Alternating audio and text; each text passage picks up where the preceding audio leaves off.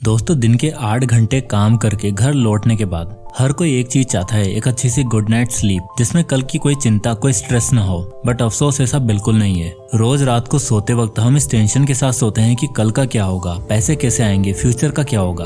पर क्या हो अगर मैं आपको कहूँ कि आपकी ये चिंता दूर हो सकती है। आप चैन की नींद आराम से तब सो सकते हो जब आप सोते सोते पैसे भी कमाओ। एंड विश्वास करो, ये पॉसिबल है। इस वीडियो में मैं आपको 4 ऐसे अमेजिंग तरीके बताने वाला हूँ जो आपको फाइनेंशियल फ्रीडम की तरफ ले जाने में मदद करेंगे और आपको एक अच्छी गुड नाइट स्लीप लेने में हेल्प करेंगे। पर उससे पहले ये जान लेना जरूरी है कि आखिर ये गरीबी छाई क्यों है। क्या कमी है आपकी बेसिक एजुकेशन में जिसके कारण आप आज तक फाइनेंशियल फ्रीडम का रास्ता नहीं देख पाए और न ही अमीर और गरीब का फर्क पता कर पाए। तो चलिए एक एक करके जानते हैं इन सभी बातों को। Step number 1, the concept of financial literacy. दोस्तों, क्या है ना कि बचपन से ही हमें हमारे स्कूल, कॉलेज, हमारे पेरेंट्स और हमारी सोसाइटी सिर्फ एक ही बात पर जज करते हैं कि हमारे मार्क्स कैसे आ रहे हैं, पढ़ाई लिखाई बढ़िया चल रही है या फिर नहीं, लड़का मैथ्स में कैसा है, और जैसे ही पढ़ाई खत्म हुई तो कमाता कितना है, क्या काम करता है, अभी तक पढ़ाई कर रहे हो, ऐसी बातें सुनने को मिलती है। और ये बातें इसलिए सुनने को मिलती हैं क्योंकि स्कूल डेज में ग्रेजुएट होने तक हमें ये कोई नहीं बताता कि पैसा लाइफ का कितना इंपॉर्टेंट पार्ट है, इसे कैसे कमाना है, कैसे खर्च करना है, कैसे फ्रीडम अचीव करनी है। और यही सबसे बड़ा रीजन है कि दुनिया की most of the population poor और मिडिल क्लास लोगों से भरी पड़ी है। आप अगर किसी भी रैंडम इंसान से पूछोगे कि क्या उसे फाइनेंशियल एजुकेशन मिली है तो उसका जवाब होगा नहीं। फाइनेंशियल एजुकेशन वो रास्ता है जो कदम कदम पर आपको सिखाता है कि आपको बेटर फाइनेंशियल डिसीजन कैसे लेने हैं, किस जगह पैसा खर्च करना है और किस जगह नहीं, कहां पर इन्वेस्ट करना है, कैसे रिटायरमेंट प्लान करना है और कैसे अपने परिवार की गरीबी की चेन को ब्रेक करना है। अक्सर लोग लाइफ को ऑलरेडी बहुत कॉम्प्लिकेटेड मानते हैं, इसलिए वो फाइनेंशियल एजुकेशन के कंसेप्ट से कोसों दूर रहना पसंद करते हैं। उन्हें लगता है कि यार क्या ही उखड़ जाएगा ये जानकर, जिंदगी तो वैसे ही चलेगी जैसे अभी चल रही है। अरे मेरे भाई, अगर आप भी ऐसे ही सोचते हो तो आप लाइफ में सच में कुछ नहीं उखाड़ पाओगे। एक मिडिल क्लास इंसान जिंदगी भर मिडिल क्लास सिर्फ इसलिए रह जाता है क्योंकि वो सही से कभी अपने मनी को प्लान नहीं कर पाता। मिडिल क्लास और पुअर क्लास लोगों के लिए सिर्फ उतना पैसा जरूरी है जिससे वो अपना पेट भर सकें। पर एक अमीर इंसान कभी भी काम में सेटल नहीं होता। वो अपने प्रेजेंट के साथ साथ वो अपने बच्चों के फ्यूचर को भी प्लान करता है और उसी हिसाब से स्पेंडिंग्स और सेविंग्स करता है। समाज में ये जो 3 डिफरेंट क्लास बनी हुई है उसका कारण यही लोग और इनका कैश फ्लो है। Number 1, the poor. सबसे पहले आता है द पुअर।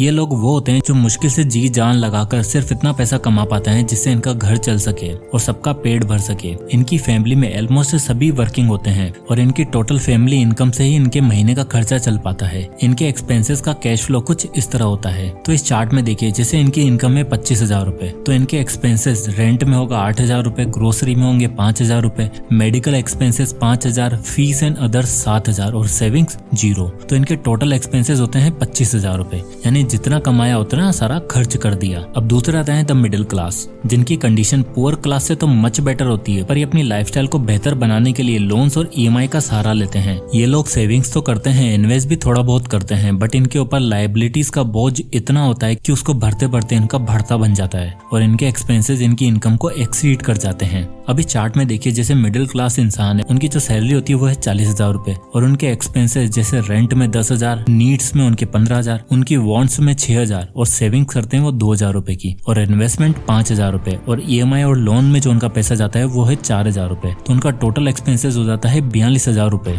अब जैसे कि इनकी इनकम थी 40,000 रुपए और एक्सपेंसेस है 42,000 रुपए, यानी कि इनको फिर भी 2,000 रुपए कहीं ना कहीं से उधार लेने पड़ जाते हैं और इस तरह वो साल का थोड़ा बहुत कुछ सेव और इन्वेस्ट कर पाते हैं, बट जो इनफ नहीं है। अब आते हैं तीसरी कैटेगरी के लोग, द रिच। ये लोग वो होते हैं जिनके ऊपर एक पैसे का भी लोन नहीं होता और मोस्ट इम्पोर्टेंट, इनके पास मल्टीपल सोर्स ऑफ इनकम होते हैं जिसकी वजह से इनके एक्सपेंसेस इनकी इनकम से हमेशा कम होते हैं और ये लोग अच्छा खासा अमाउंट सेव और इन्वेस्ट कर लेते हैं। अब इस चार्ट को देखिए, जैसे कोई रिच क्लास है उसकी सैलरी होगी लगभग 70,000 रुपए और अदर इनकम सोर्स से उसको पैसा मिल रहा होगा 30,000 रुपए, यानी उसकी टोटल इनकम हुई लगभग 1 लाख रुपए। अब उसके आप एक्सपेंसेस को देखोगे तो नीड्स हुई 25,000 रुपए, उसकी वांट्स हुई 20,000 रुपए और वो लग्जरी में भी 20,000 रुपए खर्च कर देता है। अब वो इन्वेस्ट करेगा इनमें से 20,000 रुपए और इमरजेंसी फंड के लिए वो 5,000 रुपए सेव करके अलग रख देगा, यानी कि जो इनके टोटल एक्सपेंसेस हुए 90,000 रुपए, उसमें से उसने 20,000 रुपए इन्वेस्ट भी कर दिए जिससे उसकी वेल्थ हमेशा ग्रो होती जाएगी। अब अगर आप इन तीनों चार्ट्स को कंबाइन करके देखो तो आपको एक फर्क आसानी से पाओगे कि रिच इतना रिच क्यों होता है और मिडिल क्लास क्यों मिडिल क्लास ही रह जाता है। बट अगर आप इस कंडीशन को बेटर बनाना चाहते हो और रिच लोगों की कैटेगरी में आना चाहते हो तो ये 4 तरीके आपकी फाइनेंशियल लाइफ में गेम चेंजर साबित हो सकते हैं और आपको मिडिल क्लास से द रिच बना सकते हैं।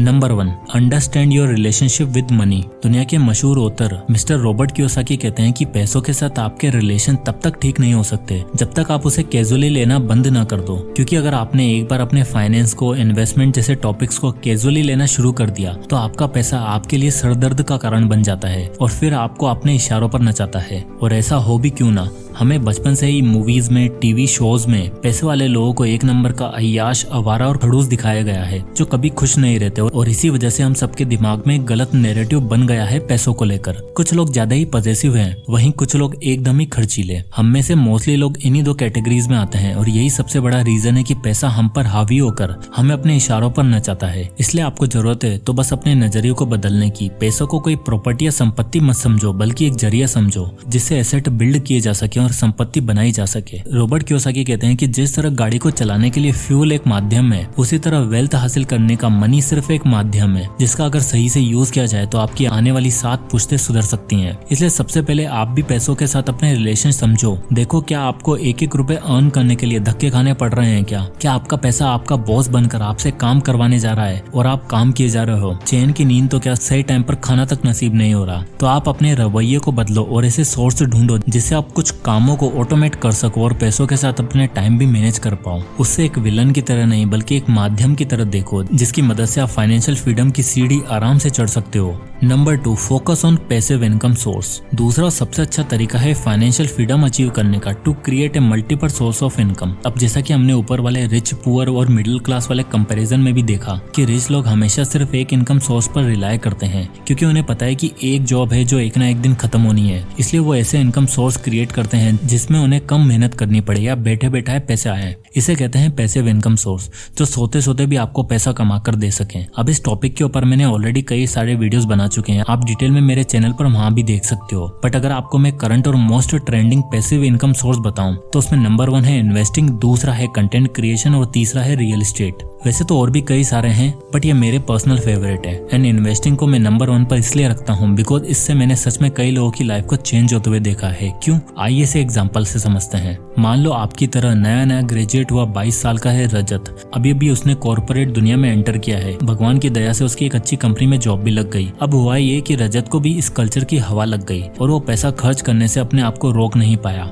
महीने के 30,000 कमाने वाला रजत जो खुद का खर्चा निकालने के बाद, घर में पैसा देने के बाद क्या ही बचा पाता होगा। बट वेट, कम इनकम होने के बावजूद रजत हर महीने का 5,000 तो कैसे ना कैसे सेव ही कर लेता है। अब उसने सोचा बैंक में पड़े पड़े ये पैसा कुछ खास उसे रिटर्न नहीं देगा, तो क्यों ना इन पैसों को ऐसी जगह लगाया जाए जहां से अच्छे रिटर्न मिल सके। और उसने इंडेक्स फंड के अंदर SIP करना शुरू कर दिया। फिर जैसे जैसे उसकी नॉलेज बढ़ती गई उसने स्टॉक में इन्वेस्ट करना शुरू किया। कभी कभी लॉस होता, पर इन्वेस्टिंग की पिच पर लंबा टिके रहने के कारण उसे काफी अच्छे रिटर्न मिले। रजत जैसा एक और ग्रेजुएट था आशीष, जो खुद का कुछ शुरू करना चाहता था। शुरुआती दौर में जॉब कर करके उसने थोड़ा बहुत पैसा इकट्ठा तो कर लिया और अब वो कुछ नया बिजनेस शुरू करने की तलाश में था। उसे सबसे अच्छा और इफेक्टिव तरीका दिखा कंटेंट क्रिएशन का, जिसमें वो बच्चों के लिए ऑनलाइन लेक्चर अपलोड किया करता था। एक व्हाइट बोर्ड, एक ट्राइपॉड और एक अच्छा कैमरा फोन और क्रिएशन शुरू। धीरे धीरे उसके कंटेंट को रीच मिलने लगी और रिस्क लेकर उसने अपने लिए एक पैसिव इनकम सोर्स बनाया। इनका एक और साथी था सलीम, जो खुद एक अच्छी हाई पेइंग जॉब कर रहा था, पर फ्यूचर के लिए उसको कुछ खासी सेविंग नजर नहीं आती। और एक दिन उसके डैड ने उसे कई साल पुरानी FD तोड़वाकर 20 लाख रुपए दे दिए। अब वो सोच में पड़ जाता है कि इसका क्या किया जाए। उन पैसों में थोड़ा लोन मिलाकर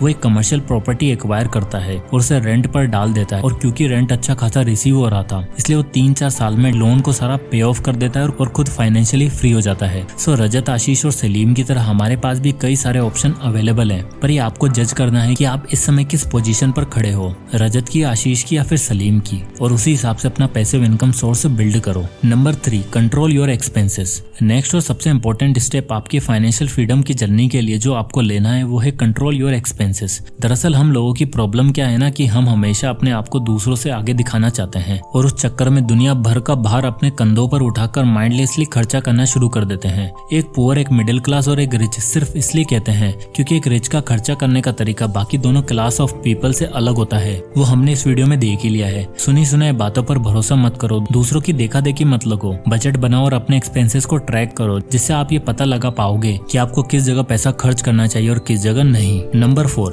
continuously invest in your financial education. जितना हो सके अपने आप को एजुकेट करते रहो और ऐसी वीडियोस को देखकर, फाइनेंशियल नॉलेज वाली बुक को पढ़कर, पॉडकास्ट को सुनकर और अपनी नॉलेज में हर एक दिन एक आइटम ऐड करो। इस तरह की वीडियोस को देखकर, बुक्स को पढ़कर आपको लगता है कि ये बातें प्रूवन और ट्रू हैं, तो आप भी इन्हें अपनी लाइफ के साथ साथ अप्लाई करना शुरू कर दो। कदम कदम पर आपको अलग अलग चीजें एक्सपीरियंस करने को मिलेगी। कभी लॉस होगा, कभी कुछ टाइम एकदम ही मॉडरेट रहेगा और कभी कभार सब एकदम छप्पर फाड़ प्रॉफिट होगा। All you have to do is keep going and educate yourself from every new experience, ताकि फ्यूचर में आप वो गलती ना दोहराओ। सो दोस्तों, आई होप कि इस वीडियो से आपको कुछ ना कुछ जरूर सीखने को मिला हो। तो अगर आपको ये वीडियो पसंद आया हो तो इसे लाइक करें, ज्यादा से लोगों तक शेयर करें और चैनल को सब्सक्राइब करना ना भूलें। तो मिलते हैं नेक्स्ट वीडियो में, तब तक के लिए जय हिंद।